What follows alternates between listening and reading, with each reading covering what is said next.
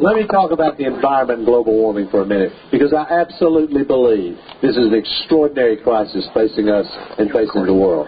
And we can't put this off. We can't say our children will have to deal with this problem. We have to act now, and we have to act boldly and decisively. We are 4% of the world's population. We put out 25% of the world's greenhouse gases. We're the worst polluter on the planet. China's in competition with us, like that's a competition we like, right? But the truth is, we have to alter our behavior. And I think we ought to do a number of things. I'm going to be specific. I think we should cap carbon emissions in America, national cap. I think we ought to bring that cap down every year. I think our carbon emissions should be reduced by a minimum, and I underline minimum, of 80% within the year 2050. It's aggressive, but it's achievable. And I think we ought to make the polluters under the cap pay to get a permit to emit any carbon dioxide. And that money should be used to transform the way we produce energy in America. Wind, solar, cellulose-based biofuels.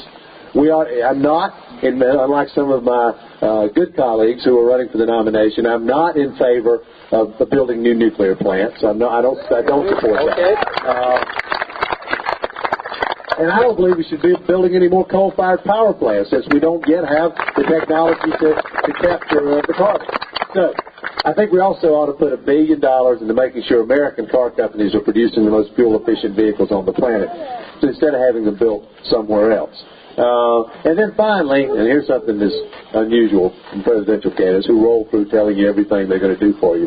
I actually believe we're going to have a president who asks America to sacrifice, to be willing to sacrifice for your country. The way I've said it in the past is we have to be willing to be patriotic about something other than war.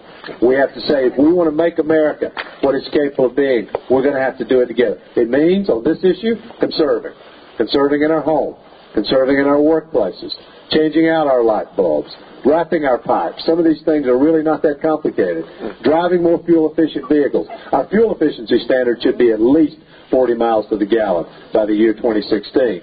But we have to do these things together. We can't wait. You can't just hope the president's going to solve this problem, or you're going to spend or innovate your way out of this. We should spend some money on it, and we should innovate. But we have to be willing to sacrifice. I also want to talk for just a second